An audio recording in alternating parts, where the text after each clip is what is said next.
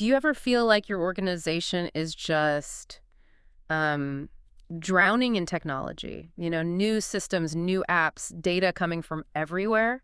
And maybe deep down, you're sort of wondering, are we really getting the most out of all this stuff? Are we even, like, controlling it, or is it controlling us? Yeah, that feeling of complexity, maybe a bit of chaos, or just a lack of clear direction. Yeah. That's something a lot of places are grappling with today, for sure.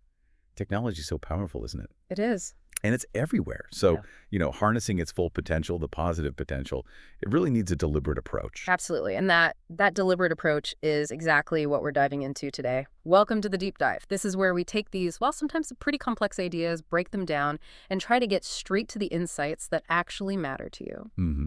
Today, we're kicking off a deep exploration into a really foundational text for making technology work effectively. It's the COBIT 2019 Implementation Guide. Right. And this guide comes from ISACA. They're a very well-respected global association. Been around for, nearly 50 years now? Wow, yeah. And they're all about helping people, helping enterprises navigate this whole world of technology. They focus on the critical stuff, security, risk, assurance, and importantly for us today, governance. They provide that, practical guidance you really need in today's digital landscape. And it's worth pointing out, this isn't just like one person's opinion. The acknowledgments in the guide list a whole team of experts. Right. And there's even a note in memoriam for John Lanehart, who was apparently instrumental in COBIT's creation and actually chaired the working group for this 2019 version. It's built on decades of knowledge and real-world experience from a lot of contributors. It really is. It's kind of a testament to how thinking has evolved in this really crucial area. So our mission, really, over these next chapters that we'll explore, is to act as your guides.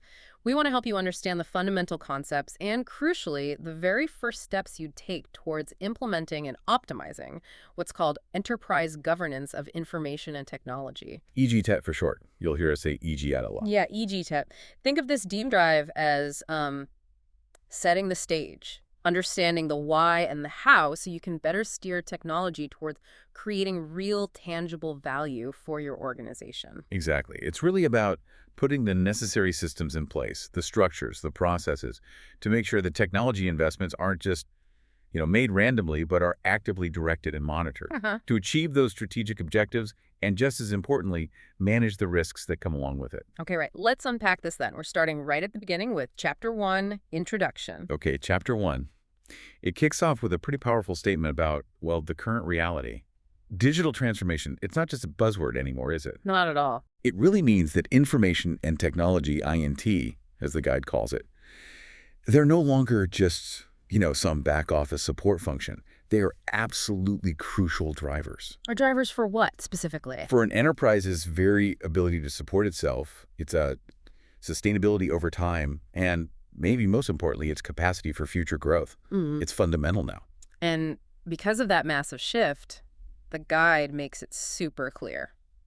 The folks at the top, the governing boards, senior management, they cannot afford to be hands-off with INT decisions anymore. You just can't delegate it down the line and cross your fingers, right? They have to get involved. They absolutely have to engage. Because the creation of stakeholder value, and we can think of that simply as delivering benefits, managing costs well, and handling risk effectively, it's increasingly tied directly to how well an enterprise uses digitization. This affects everything. Developing new business models, streamlining your processes, fostering innovation, even, improving the customer experience. If your INT isn't aligned, or if it's not performing, your ability to create value is just fundamentally limited. And this dependency, it's only getting deeper, isn't it? As companies digitize more and more. Absolutely. They become increasingly reliant on INT just for day-to-day survival, let alone their ability to adapt and grow. If your critical systems go down, or if your tech just can't keep up with what the market needs, the whole business is at risk. The entire business is at risk. And this naturally brings us to the core concept of this guide, and really this whole deep dive, Enterprise Governance of Information and Technology, EGIT. Right. The guide defines it as an integral part of overall corporate governance. It's the board's responsibility to make sure that the processes, the structures, even the relationships between people are set up correctly. You'll enable what? To enable the business folks and the IT folks to align their efforts, to work together. And the goal of all that alignment? It's to ensure that the investments you make in INT actually result in measurable business value. There's a figure 1.1 in the guide that shows this conceptually. EG sits there, enabling better business idea alignment, which in turn drives value creation. It's like the steering mechanism for the ship. Yep. And ISAC, building on those decades of research we mentioned, provides this kind of guidance to help enterprises get better at, well, evaluating how they're using INT, directing it strategically, and monitoring its performance against their objectives. And COBIT is the framework that helps you do that, right? The guide says COBIT helps enterprises put in place these sound governance and management components. Exactly. Trying to achieve robust EG without leveraging a comprehensive framework like COBIT is, well, the guide suggests it's incredibly challenging, maybe even impossible. It gives you the structure, the common language, the practices to build on. But, and this is interesting, despite how obviously important this is and the fact that frameworks like COBIT exist, the guide is pretty honest. It says successful EG guide implementation still eludes a lot of organizations. It's not easy. It really isn't. So why? Why is it so hard? Well, it's inherently complex, for one. It involves so many different parts of the organization, different people, different priorities.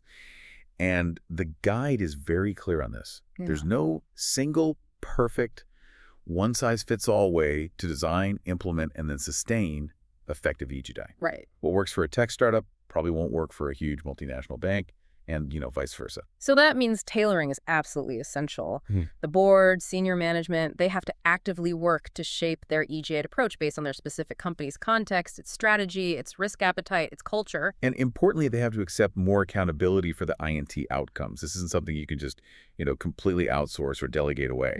It really requires driving a fundamental shift in mindset in the culture across the whole enterprise to really focus on delivering value from INT. Now, this specific guide we're looking at, the implementation guide, it's part of a bigger picture, isn't it? It's the 4th publication in the COBIT 2019 suite. That's right. The guide mentions others, like the Introduction and Methodology Guide and the Governance and Management Objectives Guide. Those lay out the core framework and the specific objectives. Figure 1.2 actually shows this kind of layered approach. How does that work? It shows how the core COBIT publications provide the foundation, the basic building blocks, and then that foundation gets tailored down using things like the design guide to create a specific enterprise governance system for your organization. Got it. So this implementation guide, then, its purpose isn't to be like a rigid instruction manual. No, not at all. Its purpose is more to help you navigate the journey, to help you avoid common mistakes, leverage good practices, and ultimately achieve successful outcomes over time. And it explicitly connects to another key publication, the COBIT 2019 Design Guide. Ah, right. How do they connect? Well, the Design Guide helps you figure out what kind of governance system you actually need based on your enterprise's unique design factors.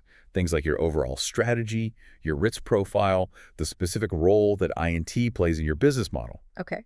And this implementation guide then helps you figure out how to actually build and implement that tailored system that the design guide helped you design. So one's the blueprint, the other's the construction plan, sort of. That's a pretty good analogy, yeah. And a really crucial point it makes, which I think is reassuring, is that you shouldn't feel like you have to just throw everything out and start from scratch. Definitely not. Yeah. The guide really emphasizes building on what your enterprise already has in place. If you've got existing governance processes, or maybe you've used older versions of COBIT or other standards, Right. you can enhance those, integrate them, rather than trying to invent something completely new just for INT. Leverage what works. And it frames EGI improvement as a continual thing, doesn't it? Not just a one-off project. Exactly. The digital world, technology, it's always changing, moving so fast, so your governance approach needs to evolve right along with it. It has to be dynamic. Which is why the guide also mentions that, users should expect updates and new content from ISAC down the line, maybe focusing on specific areas as INT continues to evolve. Makes sense. Now, looking at the guide's own objectives and scope, its aim is clearly to help enterprises implement and then optimize their EJ solutions. Yeah. And while it does suggest using a program and project approach to kind of drive the initial changes, the ultimate goal, the real prize, is to embed these improvements so they become a sustainable business practice. That seems like a really key distinction. It's not just about ticking off tasks on a project plan. No, it's about fundamentally changing how the enterprise works with and governs its technology day in and day out. Right. And the approach focuses on empowering everyone involved business leaders, IT pros, auditors, everyone, and enabling that change through collaboration rather than trying to force new ways of working down people's throats. When is the program considered done then? Well, the guide suggests the implementation program is successful and can eventually be closed out when the focus on INT governance improvement is actually generating measurable benefits and, crucially, when it's become just a normal part of ongoing business operations. It's embedded. Okay. And the structure of the guide itself, outlined in section 1.4, seems pretty logical. It takes you on that journey. It does. It starts with this introduction we're covering now, Yeah. Chapter 1. Then it properly positions EGI, Chapter 2, moves into taking the first steps, Chapter 3. Then it discusses challenges and success factors, Chapter 4. Delves into change management, which is key, Chapter 5. Outlines the life cycle in detail, Chapter 6. And provides some helpful appendices. It's a structured path. And who is this actually for? Is it just for the IT auditors? No, definitely not. The target audience is really broad. It's aimed at experienced professionals across the enterprise. People in core business functions, internal audit, security, risk management, IT itself, and even external advisors or consultants. But it assumes you bring something to the table, right? Yes. Critically, it assumes you bring your own deep understanding of your specific enterprise. You absolutely need that context, that internal knowledge, to effectively tailor the generic guidance you get from COBIT. It's not a standalone playbook you can just follow blindly without understanding your own organization's reality. Right, that makes sense. And just to reinforce that connection again, this implementation guide is meant to be used together with the COBIT 2019 Design Guide. Exactly. The design guide helps you figure out what your governance system should look like based on those tailoring factors. The blueprint. The blueprint, yeah. And this guide helps you figure out how to actually build and implement that tailored system. The construction plan. Got it. Okay, that gives us a really solid overview from Chapter 1, why EGI matters so much now, what its purpose is, where this particular guide fits in the COBIT universe, and who it's intended for. Yeah, we've definitely established the context and the purpose of the guide. So now let's dive deeper into Chapter 2, because we need to really understand what enterprise governance of INT actually means and why it's become so profoundly important in today's business world. Okay, Chapter 2, Positioning Enterprise Governance of INT. Section 2.1 gets right into understanding the context, starting with a fundamental question. What is EGG, really? Right. And the guide does something interesting here. It goes back to the root meaning of the word governance. Apparently, it traces back to the Greek word kubernou. Kubernou. What does that mean? It means to steer, like steering a ship.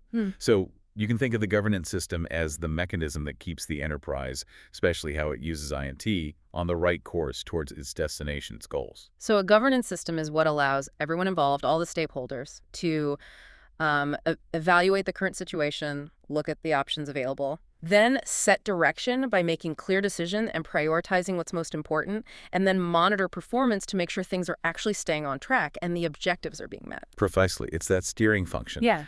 And who's ultimately responsible for setting up and maintaining this steering mechanism? Board. Yes, the guide, consistent with corporate governance best practices everywhere, places this firmly with the board of directors or whatever the equivalent governing body is. They're responsible for ensuring the right governance approach is in place for INT. Okay, and COBIT itself provides a specific definition of governance that captures this cycle. Right? It does. It defines it as governance ensures that stakeholder needs, conditions, and options are evaluated to determine balanced, agreed-on enterprise objectives to be achieved, setting direction through prioritization and decision-making, and monitoring performance and compliance against agreed-on direction and objectives. So evaluate, direct, monitor, aimed at achieving objectives. That's the core loop. Evaluate, direct, monitor. And again, they stress integrating this into your existing enterprise governance. Right. You're not trying to build some separate INT kingdom off to the side. Right. You're extending the principles and practices of good corporate governance to properly cover the INT domain, which is now so critical. Okay, so that's what it is. Section 2.1.2 then tackles the really crucial part. Why is EG so important? We touched on this in the intro, but Chapter 2 really fleshes it out. Yeah, it does. And the starting point is that increasingly, enterprises all over the world recognize that information is a vital resource and technology is a strategic asset. They're not just operational tools anymore. They're fundamental to competitive advantage, to the business model itself. But as we know, INT holds massive potential, but it also involves huge investments. And historically, actually demonstrating concrete, measurable business value from those big investments has been a real challenge for a lot of organizations. It really has. This is often called the value gap, the difference between the potential value of IT and the value that actually gets realized. And eGuide is explicitly designed as a mechanism to help close that gap, to ensure that INT-enabled investments actually deliver tangible business outcomes that you can point to. And it's not just about getting value, right? It's also about managing the downside, the risk. Absolutely. The interconnected digital world we live in exposes enterprises to a huge and growing range of IT-related business risks. We're talking cybersecurity threats, data privacy failures, system outages. Or even just being outmaneuvered by competitors because your tech is too slow or inflexible. Exactly. That's a huge risk, too. So, managing this INT-related risk is a major, major driver for eGuide and eGuide. And the guide makes an important distinction here. What's that? It says that while benefits realization is about creating new value, risk optimization is fundamentally about preserving the value that the enterprise already has or is in the process of creating. Both sides are crucial. Create value, preserve value. Precisely. And this risk management piece needs to be tightly integrated into the overall enterprise risk management ERM framework. Can't be siloed. And then there's the whole regulatory landscape adding pressure, too. Oh, definitely. Complex regulations, everything from financial reporting rules like Sarbanes-Oxley to stringent data privacy laws like GDPR in Europe or CCPA in California. They increasingly have direct implications for how IT is governed and managed. Yeah. You have to be able to demonstrate compliance. And frameworks like COBIT aren't just like good ideas people suggest. No, in some cases, they've actually been mandated or strongly recommended by regulatory bodies in certain countries or industries. The guide mentions examples like banking regulators in Turkey and Australia using it, and it aligns with corporate governance codes like King IV in South Africa. Adopting a framework gives you a structured way to tackle these compliance requirements. Okay, but does the guide give any proof that this actually works? Does implementing EG actually deliver results? Yes, it does reference research. There's one case study it highlights about an international airline that implemented EG based on COBIT. And what happened? They demonstrated real benefits. Things like lower costs from IT disruptions and increased capacity for IT-driven innovation, much better alignment between their digital projects and the overall business strategy. Improved trust between the business leaders and the IT leaders, and even a shift towards a more value-focused mindset across the whole organization. So real measurable results, that's important. It is, and conversely, the research also shows that enterprises with poorly designed EGI, or where it's just not adopted properly, they tend to perform worse. They struggle more with aligning INT and business strategy, and they're less successful in achieving their big strategic goals or realizing the full value of their digital transformation efforts. So this isn't just like academic theory. It really impacts the bottom line and your ability to compete. Absolutely. Yeah. And it really underscores the point that governance needs to be seen broadly as a holistic enterprise function. Not just that narrow interpretation you sometimes hear with GRC, governance, risk, and compliance. Right, where governance almost sounds like it is just compliance checks and risk registers. Exactly. Governance is the bigger picture, the oversight and direction that actually makes risk management and compliance effective. But it also covers value delivery and resource management. And speaking of delivery, Section 2.1.3 details the three main outcomes that successful EG80 adoption should actually deliver. Okay, what are they? First up is benefits realization. This is all about making sure that your INT investments create, maintain, and hopefully increase value for the enterprise. So delivering services and solutions that are fit for purpose, on time, on budget. Yes, and that generate the intended financial and non-financial benefits. It requires really aligning the IT outcomes with the business values and actively measuring the impact of those IT-enabled initiatives on the enterprise's ability to create value. Okay, benefits realization. What's second? Second is risk optimization. This focuses on effectively addressing those business risks related to using and owning INT. Events that could potentially stop you achieving your business objectives. This is the preserving value part we talked about? Exactly. It's about preserving value. And it requires integrating INT risk management into that broader enterprise risk management framework and measuring how effective you are at preserving value. Makes sense. Benefits, risk. What's the third one? The third is resource optimization. This outcome is about ensuring the enterprise has the right capabilities and sufficient effective resources to actually execute its strategy. What kind of resources are we talking about? Well, having the necessary integrated IT infrastructure, sure, but also processes for bringing in new technologies and updating the old ones. And critically, it focuses on the people, making sure you have folks with the right skills, providing training, retaining key talent. And it also includes optimizing how you use your data and information assets for maximum value. So benefits realization, risk optimization, and resource optimization. Those are the three core outcomes. That's what effective EG aims to achieve, yeah. And they're always underpinned by that constant need for strategic alignment and ongoing performance measurement. Okay. Section 2.2 then goes into how COBIT helps achieve this, particularly by integrating with other frameworks and standards. It repeats that COBIT is built on that enterprise-wide view, aligns with general corporate governance good practices, and acts as that single overarching framework that's technology agnostic. Right. And its recommendation is pretty clear. The board should really mandate using an EGIT framework like COBIT as a fundamental part of developing their overall enterprise governance approach. It's not optional anymore. But COBIT doesn't try to replace every other standard out there, does it? Like ISO standards or ITIL? No, not at all. Instead, it provides that overarching governance layer, and it clearly references where other standards and frameworks fit in. The guide mentions that the COBIT 2019 framework, Introduction and Methodology publication, lists these related standards. Okay. And they're also cross-referenced under the specific governance and management objectives and components in that companion governance and management objectives guide. So it shows how they all fit together. And aligning with a known framework like COBIT can actually make audits easier. Potentially, yes. Because it provides a common, accepted basis for evaluating IT controls and processes, it can sometimes lead to faster, more efficient external audits. Auditors know the language. And the whole EGT system needs to fit in with what the enterprise already does, right? Absolutely. It needs to harmonize with existing policies, strategies, plans. It needs to link into the enterprise risk management, ERM, framework. And it needs to align with the existing corporate governance structures and processes. It's about fitting EJ seamlessly into that broader organizational governance fabric, not creating friction. Right. Section 2.2.1 then outlines the foundational governance principles that COBIT is built on. It says there are two sets. Yes, two sets. 6 principles for the overall governance system itself, the thing you're building, and 3 principles for the governance framework, like COBIT, that describes that system. Figure 2.1 lists the 6 principles for the governance system. Okay, let's quickly run through those 6. First, provide stakeholder value. The ultimate purpose. Right.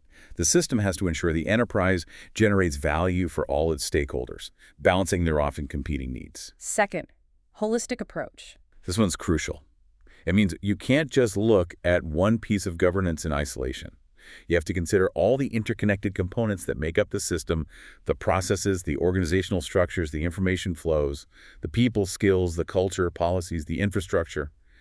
Everything works together. Third, dynamic governance system. The world changes, the business changes, technology changes. So the governance system can't be static. It has to be adaptable. It must be able to respond to changes in those design factors we mentioned earlier. Fourth, governance distinct from management. A core COBIT idea. Governance is about evaluating options, setting direction, and monitoring outcomes ADM. Management is about planning, building, running, and monitoring the activities to achieve the directions set by governance PBRM. They're different activities, need different perspectives, often different people, but they have to work hand in glove. Fifth, tailored to enterprise needs. We keep coming back to this, don't we? There's no one-size-fits-all. The system absolutely must be customized using those design factors from the design guide to fit your specific enterprise. And sixth, end-to-end governance system. Meaning governance needs to cover the entire enterprise, every function, every process, wherever INT is used or relied upon, not just siloed within the IT department itself, it's business-wide. Okay, those are the 6 for the system. Then figure 2.2 lists 3 principles for the governance framework itself, the model like COBIT. Right. First, based on a conceptual model. The framework needs to define the key components and how they relate to each other in a structured, consistent way. This helps ensure it's complete and logical. Second, open and flexible. The framework needs to allow for new content to be added or new issues to be addressed, think new technologies, new regulations, without breaking the overall structure. It has to adapt. And third, align to major standards. The framework should align with and support the use of other relevant standards, frameworks, and regulations out there, avoiding conflict and promoting integration, making life easier. Okay. Section 2.2.2 then talks more about those governance system components we mentioned under the holistic approach principle. These are the actual building blocks of your EGI system. Yes, and it's vital to remember how diverse they are. It's not just about drawing process maps or org charts.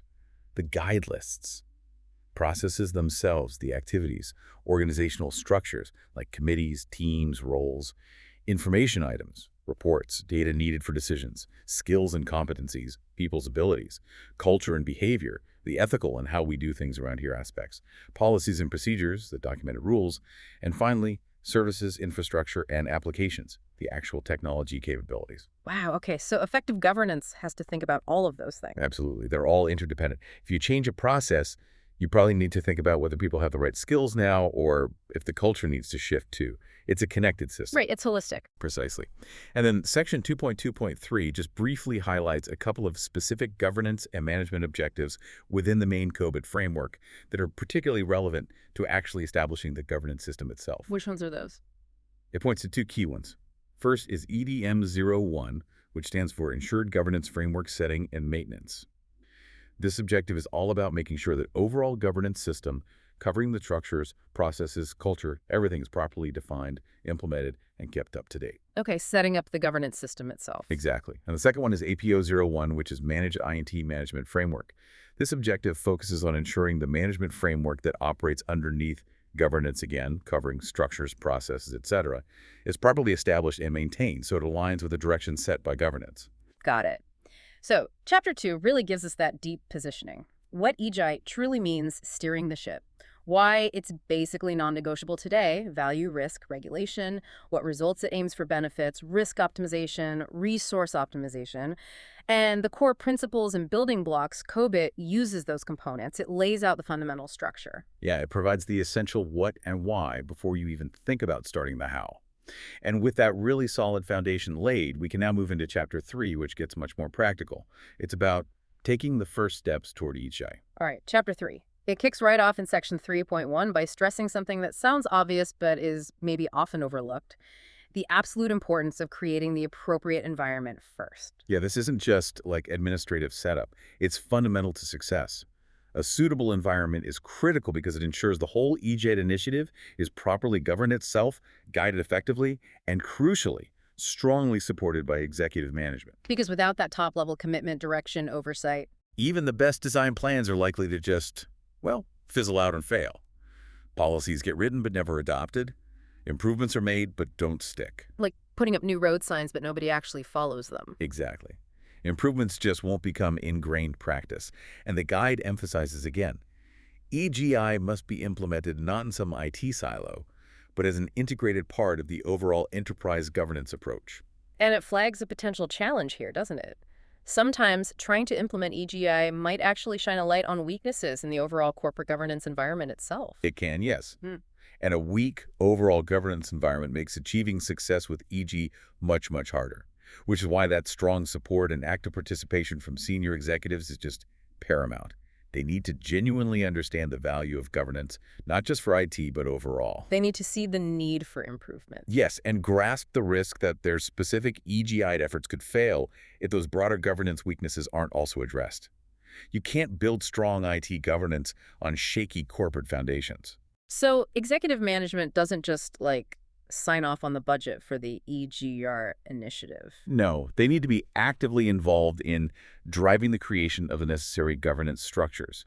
This could involve assessing what's currently in place, designing improvements, maybe even rethinking how the business and IT functions are organized and how they interact day to day. They're responsible for setting and maintaining that enterprise-wide governance framework that covers INT. Exactly. Defining the structures, the processes, the decision models, who has authority for what information needs to flow where. And they have to clearly assign who is accountable for directing and overseeing the whole EGR improvement program itself. Right. And a common and recommended way to formalize this executive oversight specifically for INT is to set up an INT governance board or committee. Okay, tell me more about that. Well, this board essentially acts on behalf of the main board of directors. It's accountable to them, and it's responsible for making the key decisions about how INT is used to achieve the enterprise's objectives. And who sits on this INT governance board? The guide suggests it should have a really clear mandate, and ideally be chaired by a senior business executive, maybe even someone from the main board. Its members should include other senior business leaders representing different parts of the enterprise, alongside the CIO, maybe a chief digital officer or CTO, and other relevant senior IT managers. What about functions like audit or security? They typically play an important advisory role on this board, so internal audit, security, risk management, legal fish. They provide input and guidance, but might not have a direct vote, depending on the setup. The guide has figures showing roles and responsibilities, right, using RLEI. Yes, figures 3.1 and 3.2 illustrate generic roles and responsibilities for setting up this environment, and figure 3.2 gives an example using a RACI chart. RACI stands for Responsible, Accountable, Consulted, Informed. Right, I've seen those. They clarify who does what. Exactly. It's a simple but really powerful tool. For example, for setting the strategic direction for INT, the main board, or this INT governance board, might be accountable. They own the final decision. A program steering committee might be responsible for drafting the plan. Various business and IT managers would be consulted for their input, and maybe others are just informed of the decision. That clarity is absolutely vital for effective decision-making. And for these executives to make good decisions, they need good information. Absolutely. They need facts, reliable data, diverse opinions. And COBIT helps here too by providing that common language we talked about. So everyone across business and IT can discuss goals, risks, performance using the same terms, reducing misunderstandings. Okay, so establishing that enabling environment, strong executive support, clear structures like an INT board, defined roles using something like RCI that's foundational. Section 3.2 then introduces the actual process for driving the improvement, applying a continual improvement lifecycle approach. Right. And this reinforces that point again. EGITE implementation isn't a single project with a finish line you cross and then you're done. It's an ongoing journey. The guide frames this journey within a 7-phase life cycle, which is shown nicely in figure 3.3. And that figure also shows 3 layers or rings integrated throughout the phases. Yes, exactly. It highlights that 3 critical elements are woven through all 7 phases. There's the continual improvement itself, that ongoing focus on getting better. There's change enablement, dealing with the crucial people, culture, and behavioral aspects of change. And there's program management, the discipline of managing the initiative as a structured program. They're not separate steps. They happen concurrently. Okay, let's quickly walk through those 7 phases. Think of them as the key questions you need to answer. Phase 1 asks, what are the drivers? Right. What's actually prompting this whole EGITE effort? What are the specific pain points or trigger events we'll talk about later? What's the business case? You need to identify these drivers and, crucially, create a genuine desire for change across the organization. Why should people care? Phase 2 asks, where are we now? You need to understand your starting point, your current state. This means aligning on the key enterprise objectives, prioritizing which INT goals are most critical to focus on first, understanding the relevant risks you face today, and objectively determining your current capability levels when it comes to EGITE practices. This phase often links directly to initial assessment steps, maybe guided by the COBIT design guide. Phase 3, where do we want to be? Based on where you are, phase 2, and why you're doing this, phase 1, you define your desired future state, your to be. This involves setting specific target capability levels for your governance and management processes and identifying the concrete improvement opportunities that will get you there. Again, the design guide helps inform what this to be state should look like based on your context. Phase 4, what needs to be done? This is the detailed planning phase. Okay, we know the gap, now how do we close it?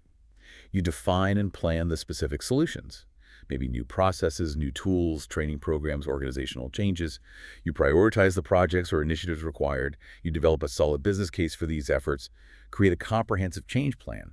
Importantly, including those change enablement aspects, communication, training, stakeholder engagement, and you define the metrics you'll use to measure success later on. Phase 5, how do we get there? Execution time. This is where you actually implement the planned solutions and projects. You put the changes into action across the relevant parts of the enterprise. And you actively monitor progress against your plan. Are we on track? Phase 6, did we get there? Transition and verification. You take the improvements you implemented in phase 5 and transition them into normal, everyday business operations, business as usual. Then you monitor achievement using those metrics you defined back in phase 4 to confirm that yes, the desired outcomes and benefits are actually being realized, and importantly, that they're sustainable. Did it stick? And finally, phase 7. How do we keep the momentum going? This closes the loop right back to continual improvement. You review the overall success of this whole iteration or cycle. You identify any further requirements or new areas for improvement that have emerged, and you reinforce the mindset and practices of continual improvement for each item across the organization. It never really stops. The guide suggests a time frame for one cycle. Yeah, it suggests that ideally, completing one full iteration of this 7-phase cycle shouldn't take longer than about 6 months Why so short? to maintain momentum and keep stakeholders engaged. If it drags on for years, people lose interest or priorities shift. If you have a really large, complex initiative, the idea is to break it down into multiple, smaller, manageable iterations, each delivering value within roughly that 6-month window. And again, that underlying goal isn't just to finish the program plan, but to embed these improvements so they become a sustainable, ongoing part of how the enterprise operates. Exactly. Building on and enhancing existing good practices wherever you can find them. Okay. Section 3.3 is really interesting because it gets into the common starting points for many EG-Byte initiatives. Identifying and recognizing specific pain points and trigger events. These are often the symptoms that make people realize something needs fixing. Absolutely. Section 3.3.1 lists a whole range of typical pain points, which, interestingly, are linked to one of the design factors in the design guide related to I&T issues. These are those recurring problems, the frustrations, that finally make people say, okay, we really need to do something about how we govern and manage technology. What are some common examples? So a very, very common one is just general frustration between business departments and IT, or sometimes even between different IT groups within the same company. Like business leaders feeling IT doesn't deliver value, or IT feeling misunderstood or overburdened. Exactly that. This often points to underlying issues with communication, maybe a lack of a shared understanding of IT's actual contribution, or ineffective processes for things like portfolio management, deciding what IT works on, and project prioritization. Or the really scary ones. Significant incidents like major security breaches, significant data loss, or repeated high-profile project failures that cost a fortune and deliver nothing. Yeah, those are undeniable signals that your governance and management controls are just not sufficient. They grab attention, unfortunately. What about things like audit findings? Yes, regular negative findings from internal or external audits, or persistent problems with the quality of IT services, maybe systems are always slow, unreliable, or the support you get is poor.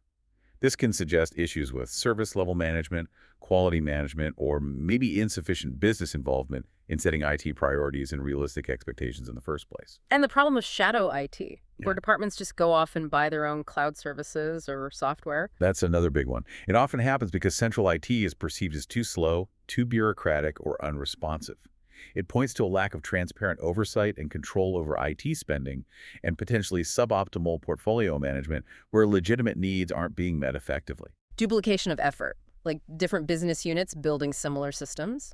Classic symptom. Having multiple overlapping IT systems or services across different business units leads to wasted resources, increased complexity, higher maintenance costs. It's often a sign of lacking that end-to-end holistic view of the IT landscape and not having a coordinated investment process. What about people issues in IT? Very important. Persistent issues like insufficient IT resources, critical skill gaps, or maybe high staff turnover and burnout within the IT department. These are significant human capital issues that require effective people management and development processes, and they're often linked back to how governance sets priorities and allocates resources. And projects. Projects going wrong seems like a huge pain point. It is. Projects consistently failing to meet the actual business needs they were supposed to address, or going significantly over budget and way past their deadlines. These are massive indicators of potentially poor alignment with business strategy, maybe weak requirements definition up front, ineffective tracking of whether benefits are actually realized, or just inadequate project and program management practices. What about having too many audits or checks? That can be a pain point too. Multiple uncoordinated IT assurance efforts happening simultaneously, perhaps driven by different parts of the business, different regulators, or different internal teams. It suggests poor coordination, lack of a unified approach to risk and control, and maybe even a lack of business trust in the existing IT control environment. A really interesting one is when the leaders themselves are reluctant to engage with IT. Yes, that's a significant pain point. When board members or senior business executives seem reluctant to get involved in IT topics, or when major IT initiatives lack clear, engaged business sponsors, this often signals a disconnect.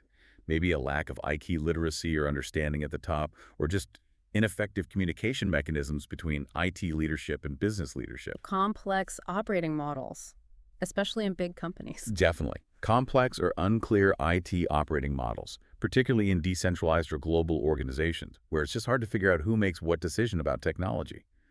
This inevitably creates inefficiency, confusion, and delays without clear governance structures and decision-making frameworks in place. And the perception of IT just costing too much. Right, the perception of IT as excessively high cost, seen mainly as a cost center rather than a strategic partner or enabler. This can happen when maybe the vast majority of the IT budget is tied up just maintaining old legacy systems, keeping the lights on. This could be due to a lack of a strategic portfolio view that actively prioritizes investments in modernization and innovation alongside maintenance. Legacy systems themselves can be a pain point, right?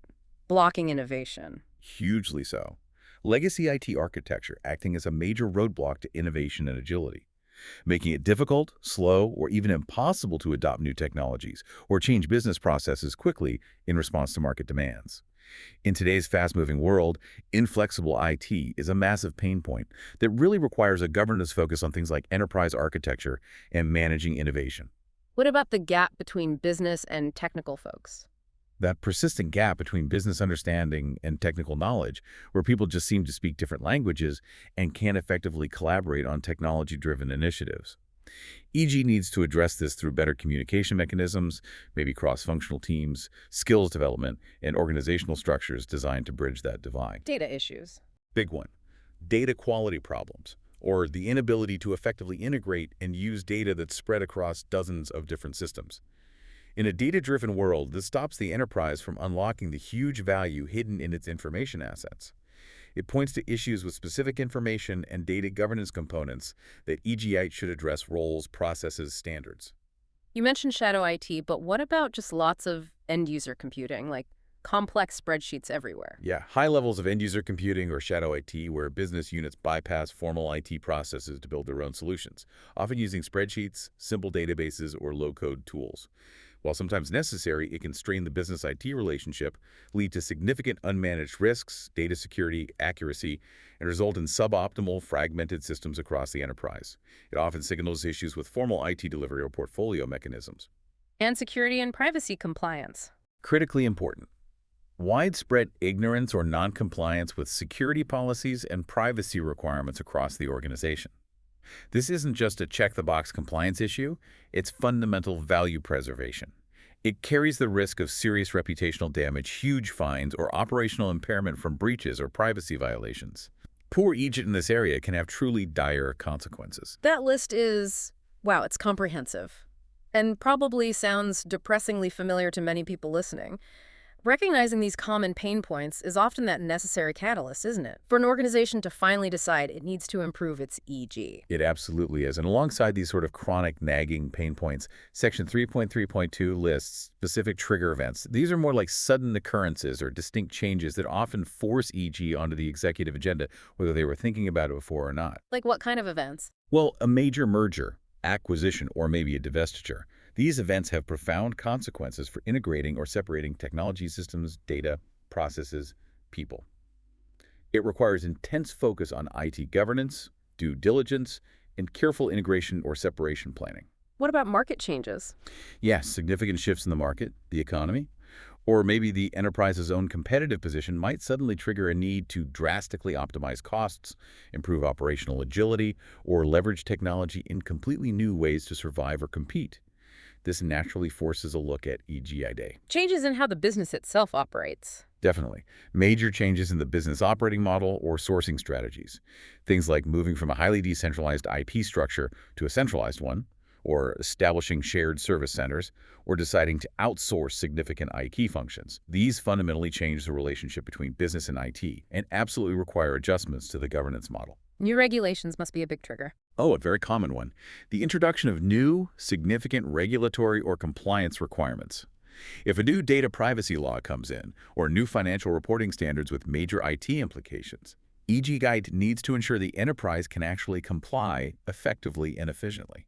What about big technology shifts, like cloud or AI? Yes, significant technology shifts or paradigm changes. Widespread adoption of cloud computing was a huge one. The rise of AI now, using DevOps practices. These fundamentally alter how technology is developed, delivered, and consumed, and they necessitate changes in how it's governed and managed. Sometimes it's triggered by a broader governance push in the company. That happens too. An enterprise-wide focus on improving overall corporate governance, or maybe a major cross-functional project related to governance, can naturally trigger a review and improvement of EGI as a key component of that broader effort. Through leaders. Always a potential trigger.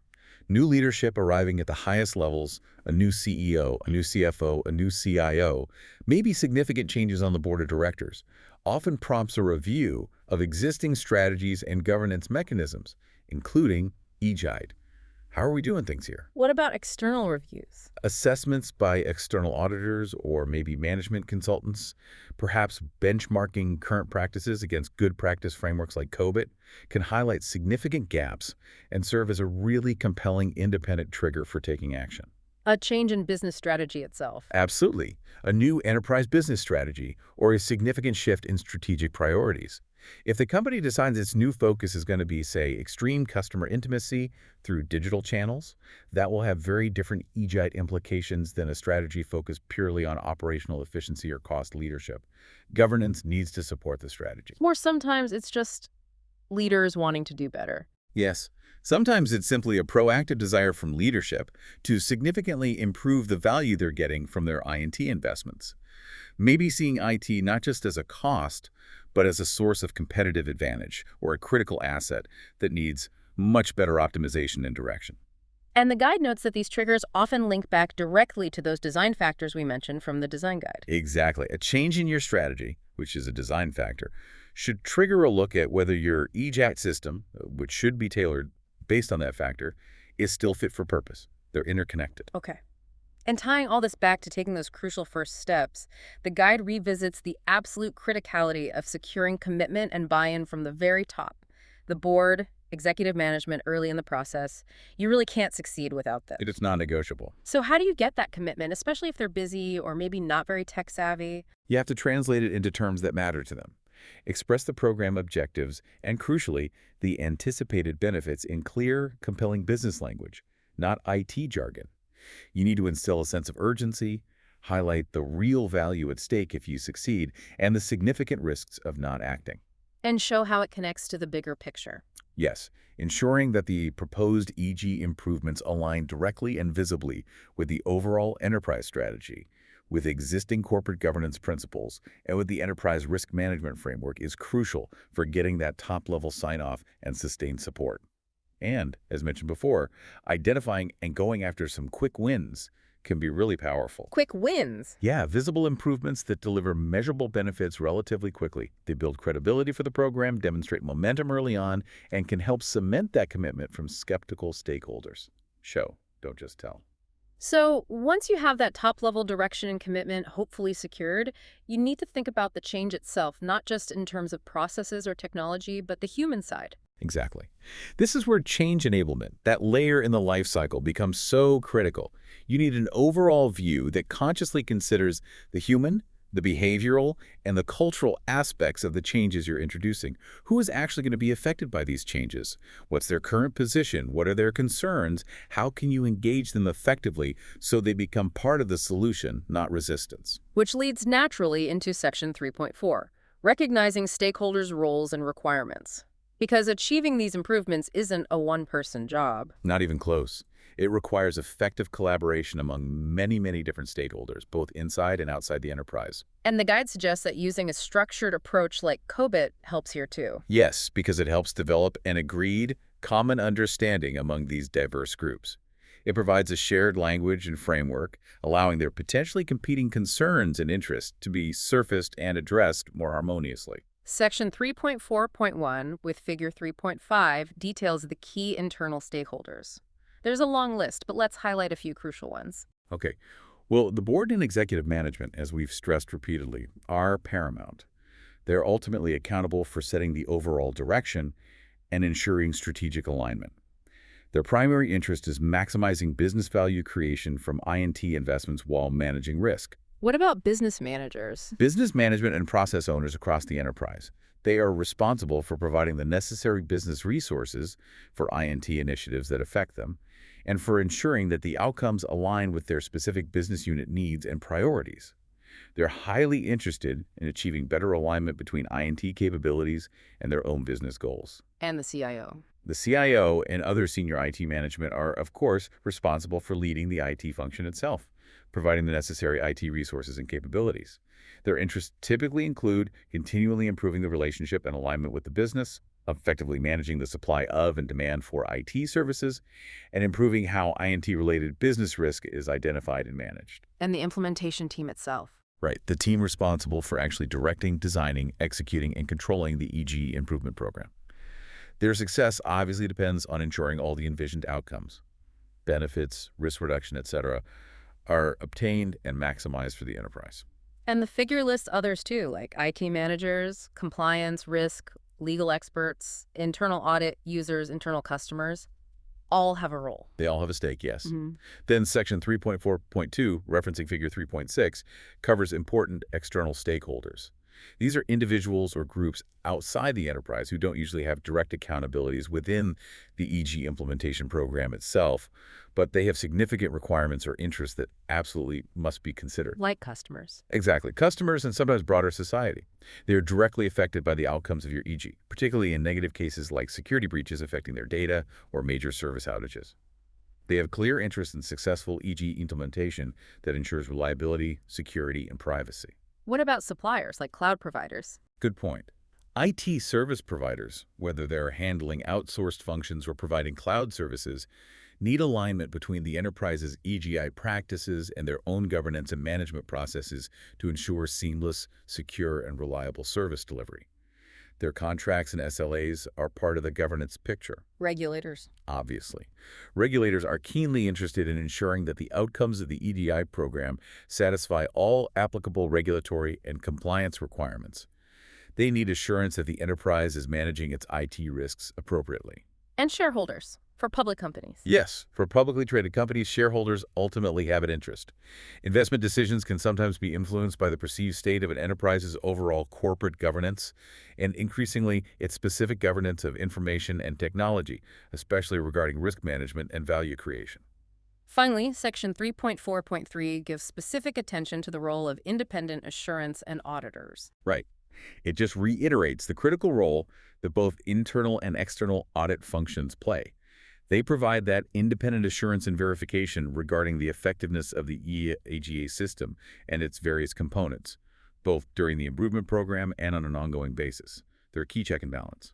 Okay, so Chapter 3 really provides that essential roadmap for getting started. It clarifies the absolutely crucial enabling environment you need, emphasizing that top-level support and structure.